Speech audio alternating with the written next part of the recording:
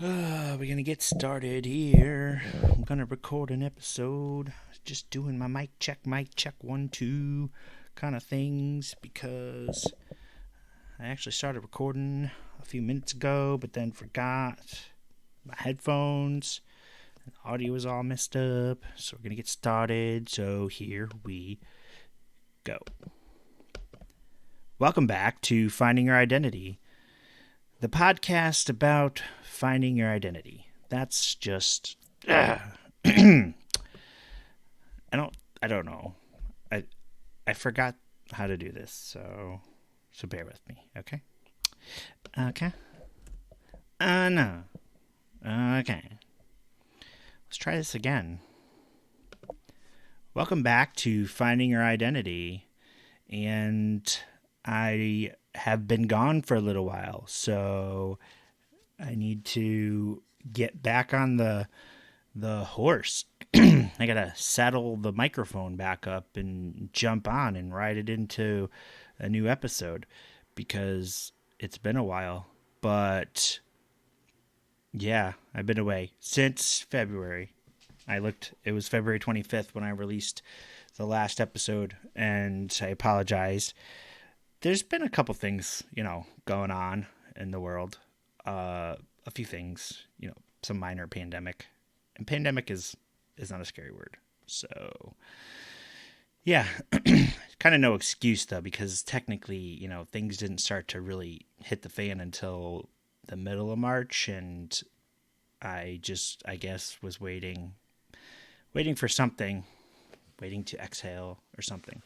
Anyways, this is a better time than any to actually start talking again. And if anybody's missing the Finding Your Identity podcast, raise your hand. Let's count them. Oh, yeah, I can't see hands. So you could drop me a line at findingyouridentitypodcast@gmail.com. Oh, by the way, I should say, I'm not going to pretend there's more than one of me, even though sometimes I do need a clone. I launched a website, findingyouridentitypodcast.com. So technically, I had bought the domain shortly after starting the podcast, just about a year ago, but I had just redirected it to my own personal website because I was kind of being lazy, but also just wanted to see if I'd stick with it. And I feel like a year later, it's a good time to finish building your website. So I got a website stood up, findingyouridentitypodcast.com, and it's dedicated just to the podcast. So just going to have the episodes. I'm looking to implement some forms soon, contact forms, so that I could collect, contacts, people who want to potentially be on the show. And I think it would be kind of cool if we could get guests, but at this point, and also maybe topic ideas. So yeah, more to come on the website, findingyouridentitypodcast.com, findingyouridentitypodcast.com. And I'm done with the shameless self-promotion, although this is the podcast, so it's kind of warranted, yada, yada, yada. Okay, so this episode, I didn't have anything in particular on the docket per se. I guess I just have a lot of stuff that I've been thinking about, and it's been building up, and I'm just going to kind of shoot from the hip. So, without further ado, let's get started with some random randomness and other good things and other fun things.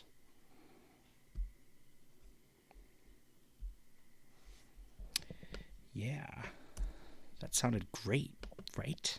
Isn't it awesome? I do need to... Yeah, so I think I used to pause the video while I was doing little things in between, switching or setting up a new track, but forgot that I did that. So this is more of the behind the scenes stuff that I said that I would do more often, or back in the day. I don't even know. Hey, welcome to the first episode of Finding Your Identity as we figure things out, apparently. All over again. Episode 1-A. I don't know why. You ever notice?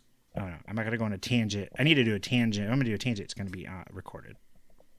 Yeah. So, maybe my first thing I'm going to do is a tangent.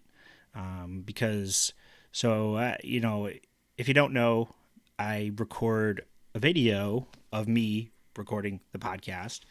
And one of the benefits of that is you kind of get to see an unfiltered version of the show because I forget to pause the video, even though I may pause the recording of the audio. And that's what I did 2 seconds ago. And I was about to go on this tangent about the exit signs because I don't know, for some reason I just started thinking how with exit signs and you've got like a 40 exit 40 and then the next exit is 40A and then there's 40B and 40C. And I'm thinking of specifically in Connecticut, the exit for the airport, Bradley International Airport, has some kind of funky thing like that. And it's just kind of amusing to me because I guess it's just, so we didn't think out ahead enough. I guess we just figured, well, we'll just split it into A, B, C, which probably makes a lot of sense. But it just kind of stuck in my head because I was joking to, I guess, the video watchers and as I was just talking to myself, basically on video, about how this was like episode 1A because I've really kind of lost my flow and groove here on doing an episode. It's been a little bit of time, so I'm now kind of stumbling to remember my process, basically. But I don't feel like I have a shortage of stuff to say because, I never shut up. And if I did, there'd be dead air. So, kind of good. Anyways, how you doing? How's pandemic life? Which is, the new way of life for everybody, the new normal, which is, it's kind of a frustrating term, calling it the new normal, because it really feels like it's just a term that's been drummed up,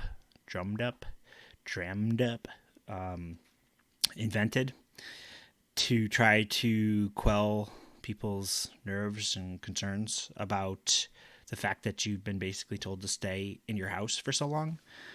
Now, today is, the last day of March when I'm recording. Hopefully going to push this episode out tomorrow, which will actually be June 1st. Unless I'm super motivated and I actually get it out tonight, but, recording at like 9 o'clock at night. So don't get your hopes up, although then you'd be listening to it and then your hopes, that would just create a paradox. So let's stop talking about it. I think what I'm getting at is the fact that things are starting to reopen, and then the fact that there's riots across the United States, which is crazy. So it's kind of like, the concept of overcorrecting, with things, or even more like pressure bust pipes. Maybe that's the title of this episode.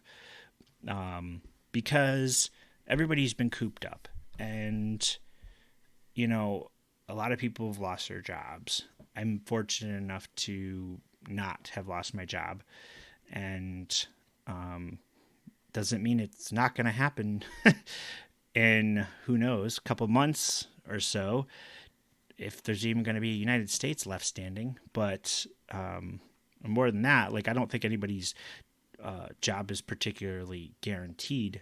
I'm a web developer, so obviously there's a lot of demand right now for apps that help in any way navigate us through this pandemic. So I might end up having to build a contact tracing app, which I would hate.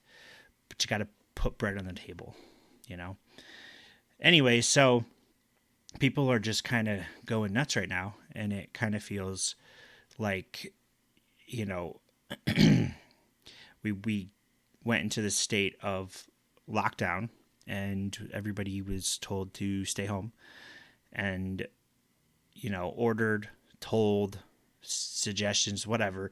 I mean, there really seemed to be no option. I mean, you cut off the water to a pool and drain it, and nobody's going to show up to go swimming, right?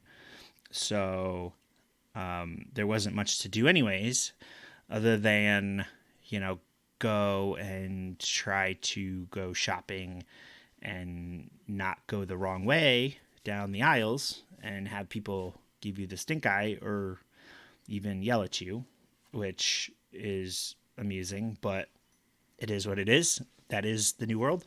We're wearing masks, at least in Connecticut, where we have to wear masks, and we accept it. I'm working from home, and that's hard. I'm going to talk about that for a minute because this is, finding your identity. I'm not trying to get into any kind of politic discussion.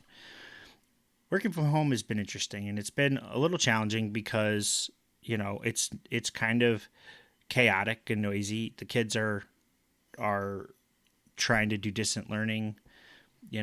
They are struggling in many ways because it's hard. It's hard to do something you've never done before. I've worked from home, because I've had the ability to for a long time. It wasn't a regular daily thing, but I was able to, at my previous job, work from home every Friday. So the getting into a groove like that was okay, but this is different because, those days on the Fridays, it was like, this is kind of like extended summer right now, right? Because I'm working from home and everybody's home. So I don't have any real full escape from noise, which is difficult because I do have the kind of job that does require to be in meetings and, many meetings on different occasions. It really varies. But if I'm on a meeting and the kids bust in, they have a problem and they don't have the concept of like, you need to wait until I'm done. It's not like I have a red light above the door, although inventor list, I should add that to it because that is an interesting thought idea. So yes, a red light above the door. I can't lock the door because I work out of my bedroom, and I have to be able to let my wife into the bedroom, because it's her bedroom too. So it's our bedroom, I should say. Probably more hers. But my desk is my desk. So I have that part of our bedroom. But anyways, they don't really understand proper video conferencing etiquette, which has become a thing. And the whole Zoom bombing is just hilarious because, what's interesting about that is Zoom really it was growing, and I think it's a perfect example of the companies that they weren't being opportunistic in the sense that they were trying to exploit the pandemic necessarily, but they probably saw an immense amount of growth, and they kind of got thrust into the spotlight because they grew probably, I don't know, 10 times, 40 times, 50 times, I don't know how many times, but several multiples more than they could have been predicting, in their January quarter result, quarterly results. Nobody could have foreseen the all of a sudden, this explosive growth because of this dire need to continue doing business. And it wasn't just business, it became a way for even, regular non-business people to have chats with family members or friends. And it's a good video platform, video conferencing platform. And it was surprising because for my work, we had it. We had licenses. I had acquired a pro license, through my work, because I needed to record sessions for this group that I was running. That I wanted to just record. Whenever we had a meeting and we presented stuff, I wanted to record it. So I needed to get a pro license, and so I had a pro license. And not a lot of people had pro licenses at the time, but I was using it, and this was way back, December, January. And I was using it, and I was really impressed with the stability of it, because it could actually handle a lot of people with video, and it was impressive. And the day that Friday, it was a Friday, I think it was Friday the 13th, which was essentially the day that the orders started coming in. Like, school was going to be postponed, or kids needed to stay home. It was on that day, it was undetermined as to whether they were going to do distant learning or not, although it was assumed.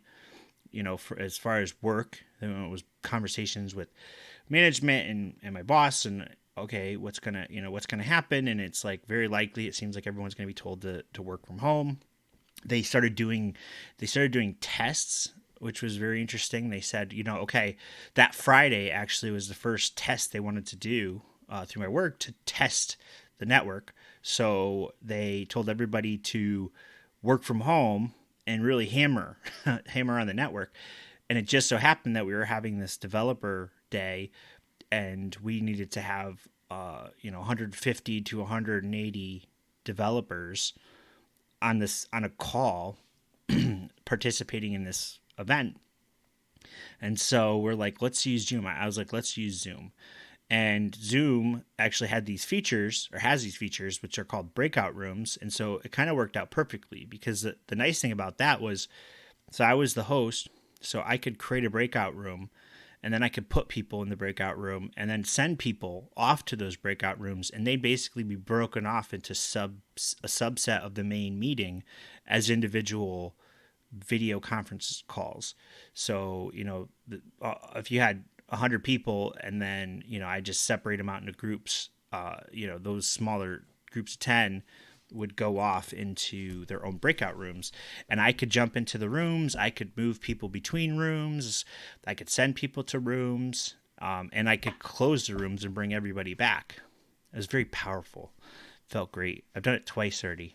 It's it feels a little rewarding to do something like that. But anyway, so it was kind of cool. And I think we ended up with like about 180, 170 people, between 170 and 180 people at one point. And, probably a quarter or maybe even a third of people were on video to start, and it was seamless and it was impressive, and this is before, I think it was the next week, right? Like, that's the poop hit the fan with the Zoom bombing, and, hackers were able to figure out how they could actually jump on Zoom calls, because unfortunately Zoom kind of made a fatal error by just essentially creating random generated numbers that were the IDs for the conference calls. And so, they could be easily exploited, because a hacker just needed the Zoom meeting URL / random set of numbers. And so they could, basically build software that could just constantly basically search for Zoom meetings that were actually live.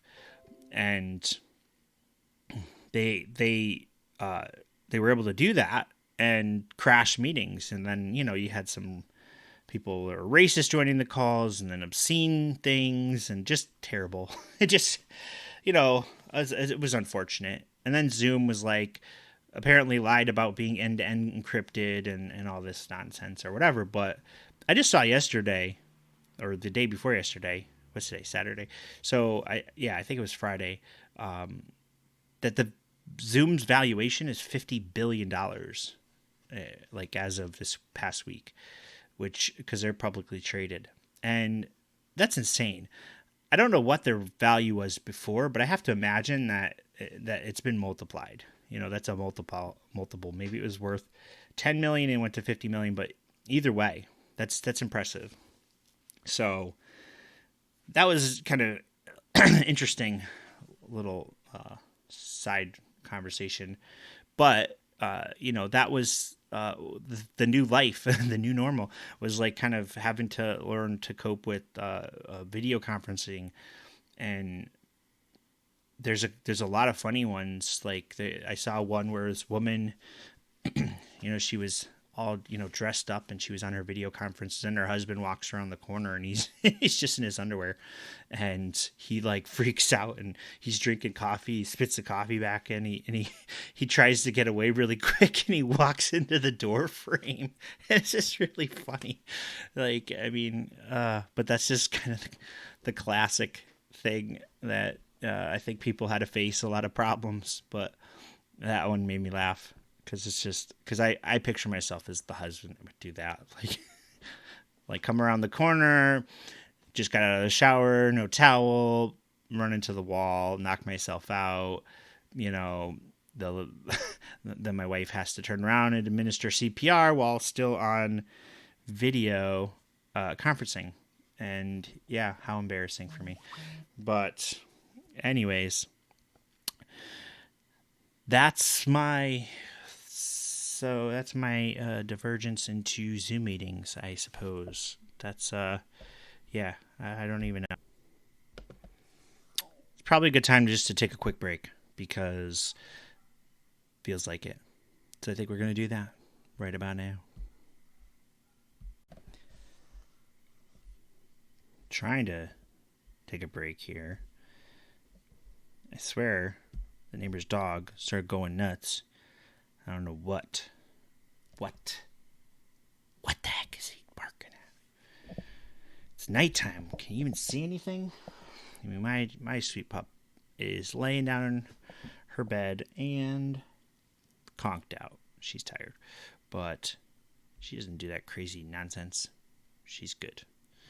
So the neighbor's dog, not good. Always barking.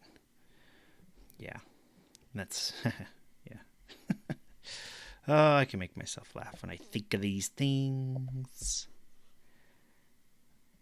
So I think the biggest problem that I can see is just it's fear and anxiety. There's a lot of uncertainty. So people don't know. I mean, we're in this reopening phase, right? But it's this staggered reopening, and we need to be careful, right? Not to create any spikes or create new hotspots or whatever the term of the day is. And so, we can't eat inside of a restaurant, but you can eat at an outdoor restaurant. And the curbside to go is still around, right? And the barber shops aren't open. So I'm speaking strictly from Connecticut, right? I know it's different in other parts of the country, but we were pretty hard hit considering we were so close to New York. So, what our experience is different than in say Georgia or Iowa to some degree, right? My brother lives in Iowa, so I get reports about what's going on in Iowa, and they kind of were somewhat delayed in some of the actions they took. But Connecticut was pretty strict. Pretty much closed everything down except for grocery stores or the Walmarts, the Targets of the world, or Home Depot. Anything that was considered essential. And liquor stores, because there would have just been riots a lot sooner if they tried to shut down liquor stores. So I guess, and in their infinite wisdom, the government's decided, let's not try to battle this. Let's keep the liquor stores open so people can actually get through this, hopefully in a drunken stupor, and they won't ask questions, which is what my conspiracy theory is about alcohol, but that's for another episode. And I think, let's see, so actually because tomorrow's the 31st. Today's not the last day of the month, it's only the 30th. I get it all mixed up.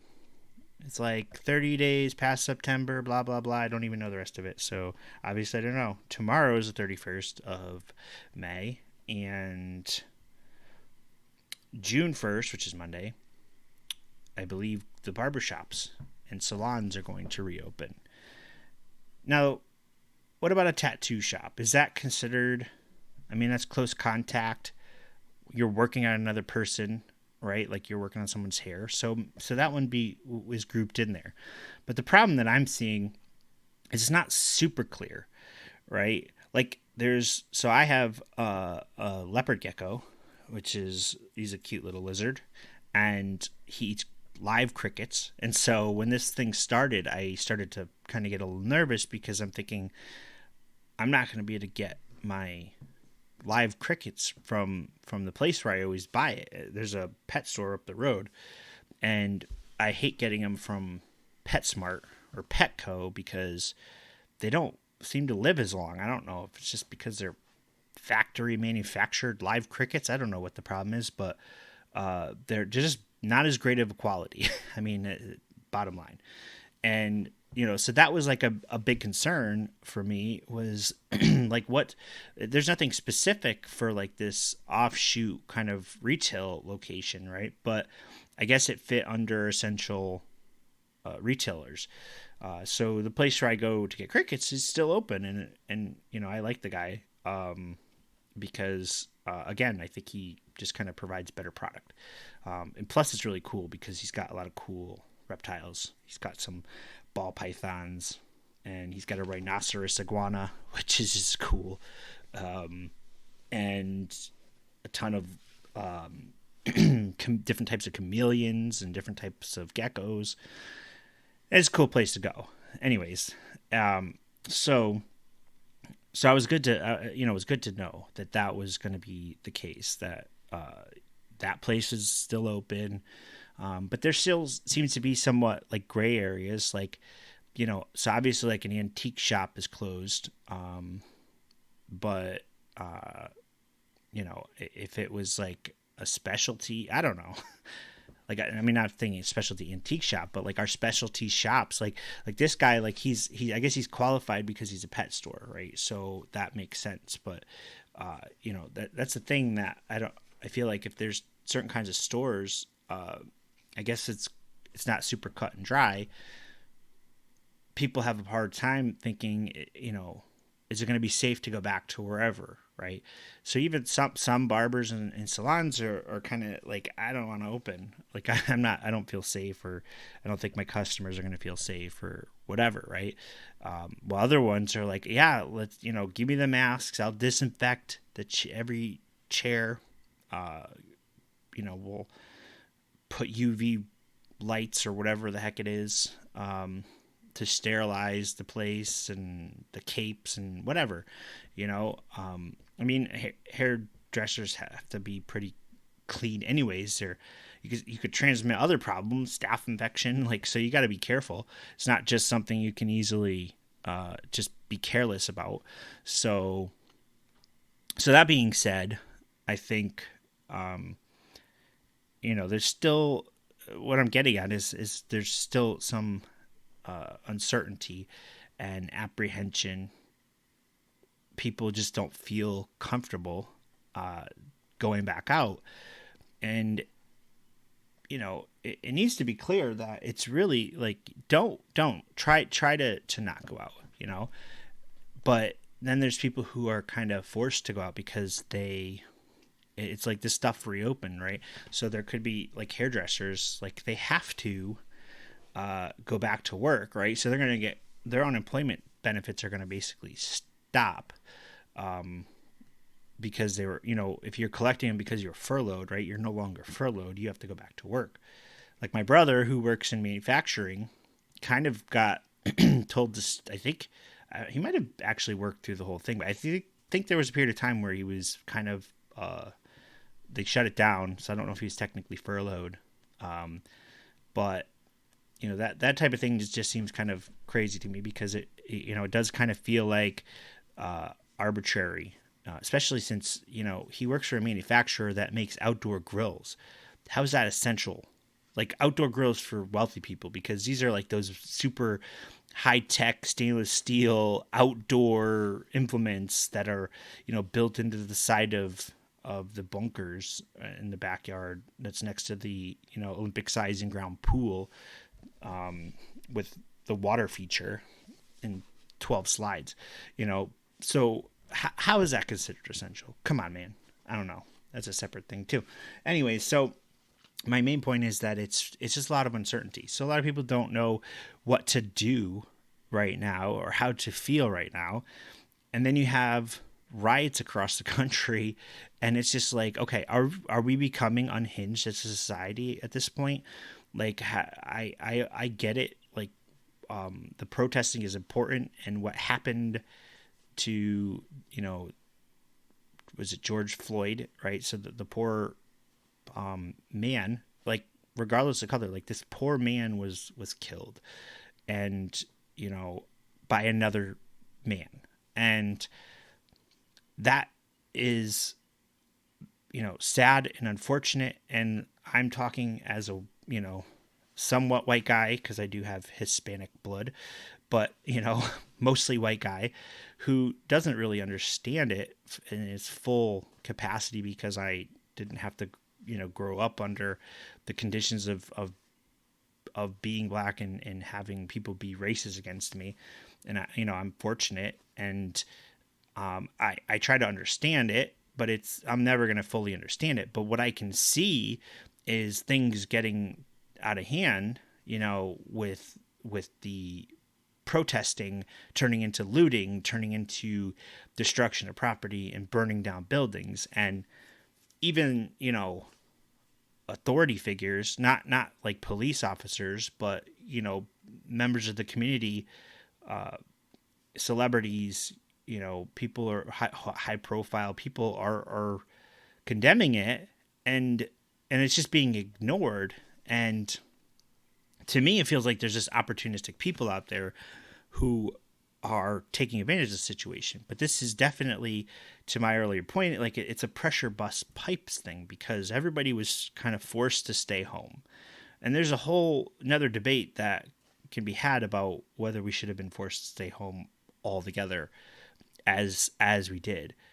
Like, I mean, as a side note, I don't understand why from the beginning they didn't enforce the mask rules if they thought that could, they knew that it could have an impact and help. And then they eventually made it a thing that they told everybody they should wear masks. And then in some states it was, mandatory in order to go into stores, became a part of policy. Like, why didn't they just announce that from the onset?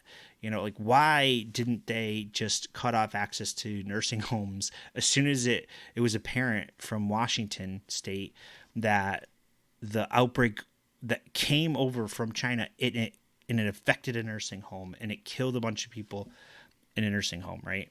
So, that just kind of blows my mind. Is like, why not take that as the model? Next time this comes around, I'm sure there's going to be a protocol in place, but it just kind of feels like people were just being short-sighted. But no one's really experienced this before. Everyone could point back to the pandemic of 1918 and think, oh yeah, we should have seen this coming. And there's experts who have been, on their, roundabout tours, what's it called, road shows, doing road shows. I call it that. I don't know what you call it, but doing the circuits, talking about pandemics and TED Talks and all types of speeches about the dangers of a potential pandemic and how to prevent it or how to prepare for it. And, nobody did anything, right? Like, as far as people were looking at it, like, no one was really prepared for the weight of this, which turned out to be a lot more than anybody was expecting, right? But there seems to be like little missteps that kind of made this more of a problem. The other problem is, people, I feel like, to me, it's problematic that in this country, more people go out to vote for the president, than they do for their governors.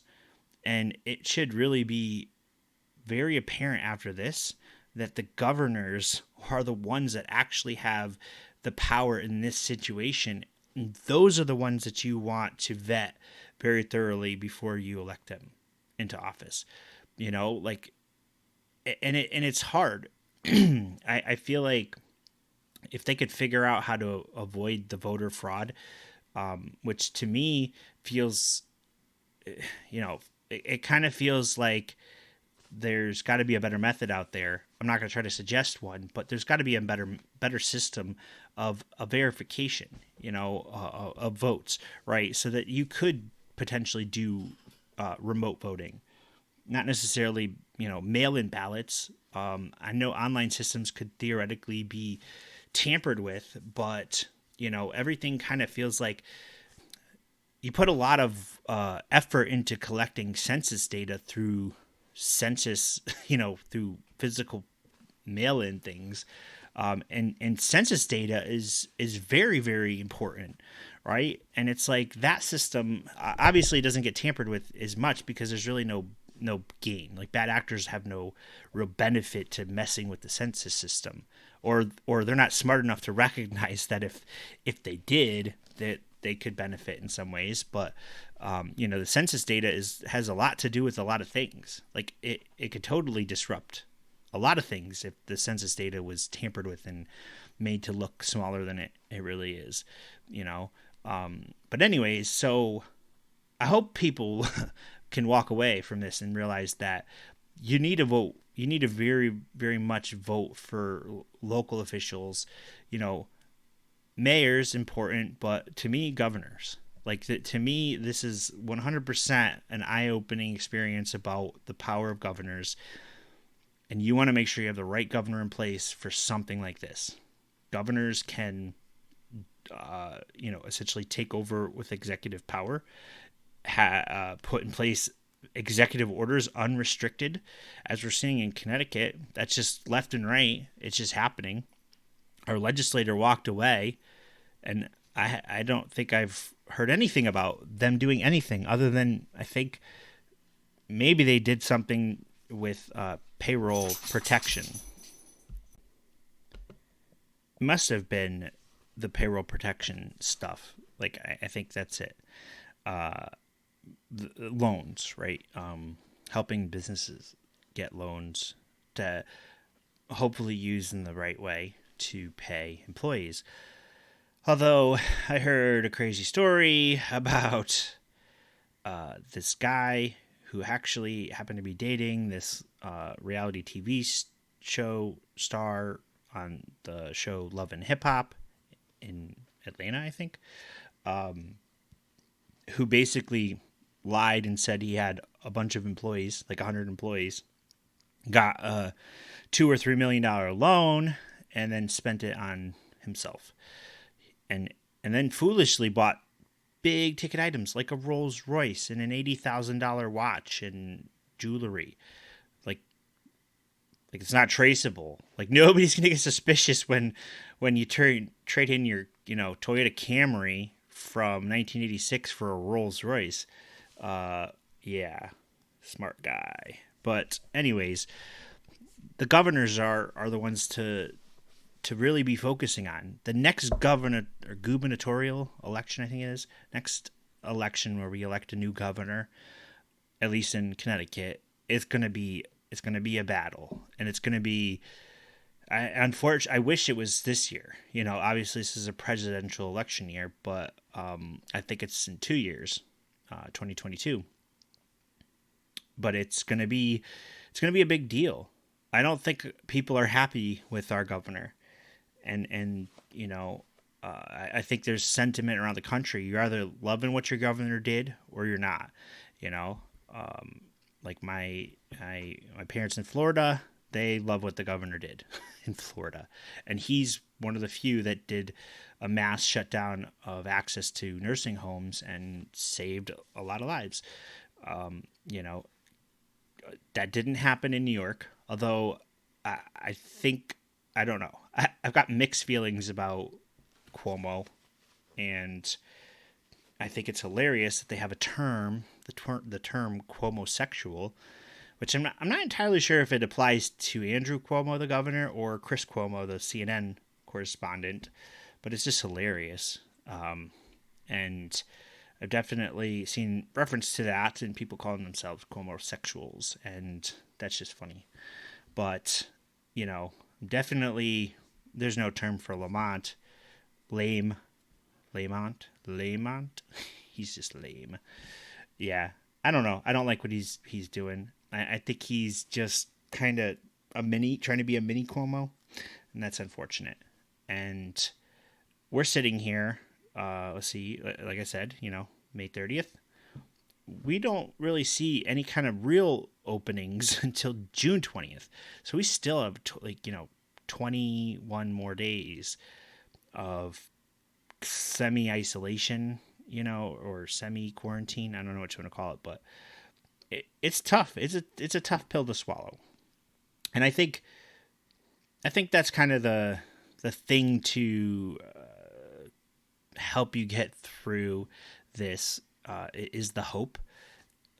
I've been listening to this other podcast. It's the Monster podcast, the one about the DC sniper, and it's really good. And I just finished that one. And one of the people that were being interviewed is she's kind of an expert on serial killers. She's interviewed a lot of serial killers. And I think it was her. I'm actually trying to think. Somebody in the last episode, episode 15, said this, but they basically said, one of the biggest things that people hang on to in prison is hope. The hope that they might be able to get out. The ones that are on death row even have some little bits of hope, right? The ones that are on consecutive life sentences, they were tried as adults, everything was kosher, all their appeals are done. They don't really have any hope left to get out. If they're forever, meant to be in prison because of their sentences.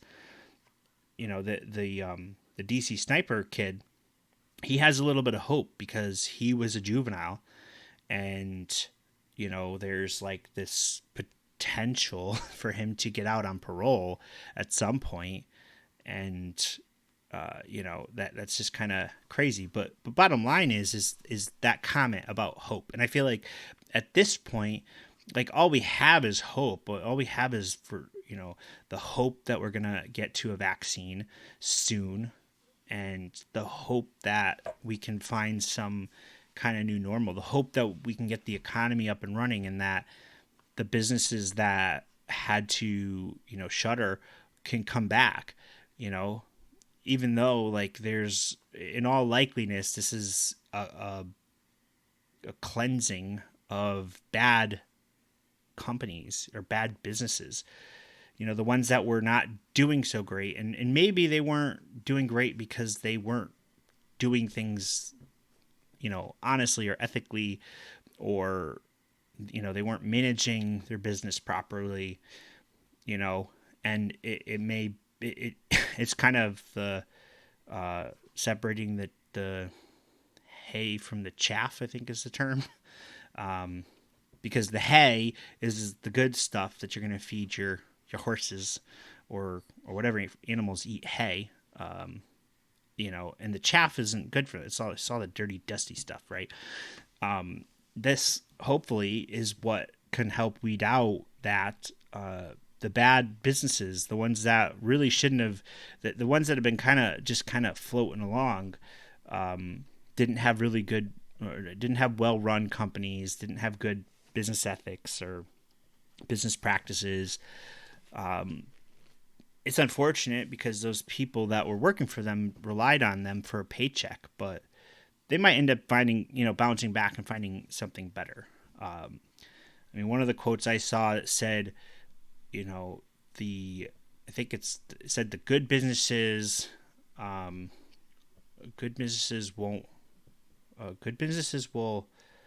not survive. The great businesses will adapt. I think was something to that effect. But I think the idea is that whatever the cause is in a capital, whether it's a recession because of, like in 2008, a financial crisis or a virus, ultimately this is, as a part of a capitalist economy, businesses are going to go through hardships, and it's the good ones that survive.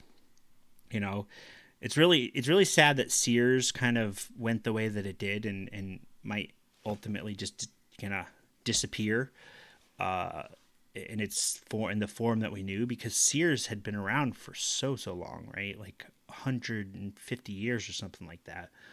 And but it's kind of one of those examples, like Walmart beat them to a pulp, like figuratively. They beat them at the sales game. I mean, if you ever walk into like a Sears and you look at like I don't know, a washing machine that is like, well, that's maybe not a good example because I don't know that Walmart's necessarily specialized in that, but they would compare to like a Best Buy, I guess. But that's like, compare like a washing machine on Best Buy to Sears, and Sears might be $500 more, right? Which is a big deal. So they kind of got like sloppy and lazy, like in terms of negotiating prices with vendors, or whatever caused them to basically head down that path. Like, I don't really feel like you look at companies that can't keep up with Amazon, and you have to wonder, like, obviously Amazon can source stuff like at a larger volume, so they get volume discounts, like that's part of it. But you also, companies that can add value, like one of the big things I'm seeing, this big trend in websites now, is it's specialization. It's razor companies, like Dollar Shave Club, right, that are really specializing in one area. Or there's like that Four Hims or Roman, which are I think male enhancement pills or something. Well, Four Hims, I think, actually might sell the stuff for hair loss. Either way, they're very specialized. They're going back to this specialized thing. It kind of feels to me like we go in these waves.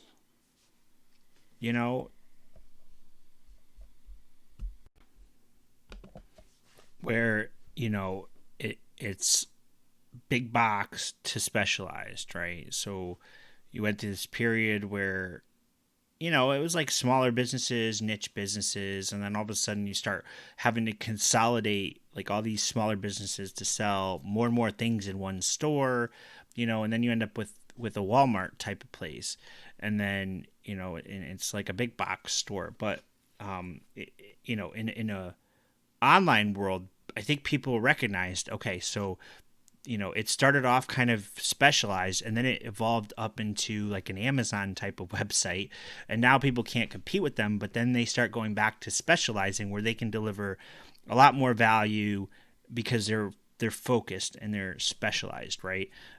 So to me, that kind of feels like that's what this wave is.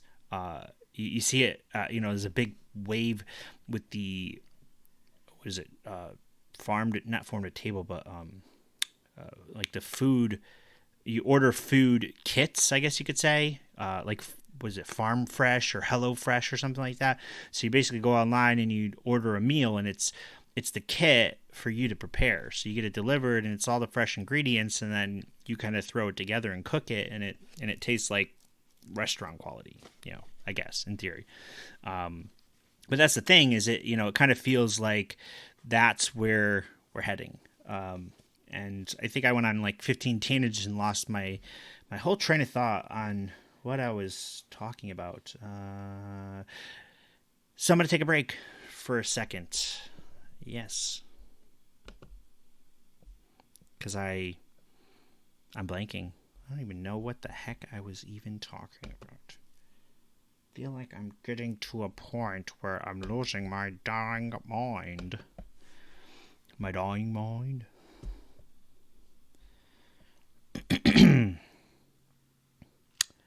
Yes. Okay. Got it. I think I was talking about uncertainty, and then I started talking about jobs, and and then I lost my train of thought, and then I went on a whole tangent about businesses and the ones that might survive. I think, yeah, okay. So what I was trying to get at was the idea that we're going to hopefully get back to normal, right? And so everything's hinging on hope, and then we're hinging on hope, but nobody really knows what's going to happen. And I think to kind of bring this all back around is that the whole pressure bust pipes things is people are feeling helpless and feeling lack of hope. Like the ones that are feeling lack of hope, they're out there protesting. There's some opportunists that are, they're the ones busting the glass, smashing the glass because they like to break things, right? And then a couple other ones are like, ooh, a TV, or ooh, some liquor, or ooh, some basketball memorabilia. Like, that's crazy. But anyways, so then, they kind of run in. And then it's other people who are in the crowd who are like thinking to themselves, like, I've been out of work. I don't have basic necessities or whatever.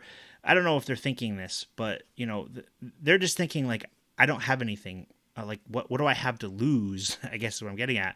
Like they feel like they don't have anything, so they run into the store too. And the next thing you get 1, 2, 3, 10, 12, 20 people doing it, and now you've got an entire crowd, and then you've got looting, and it's the jerks who kind of smash the window who start it, because that's just what they do. That's their role in this whole thing, and then you drain the inventory of a mom and pop store, right? Which is really kind of sad.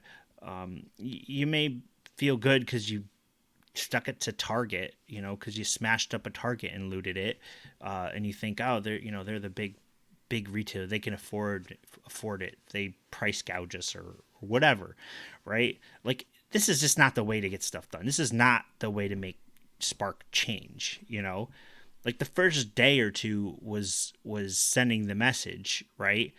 And I heard somebody who said, well, it took to the fourth day of the protesting and the civil unrest to like get charges brought up.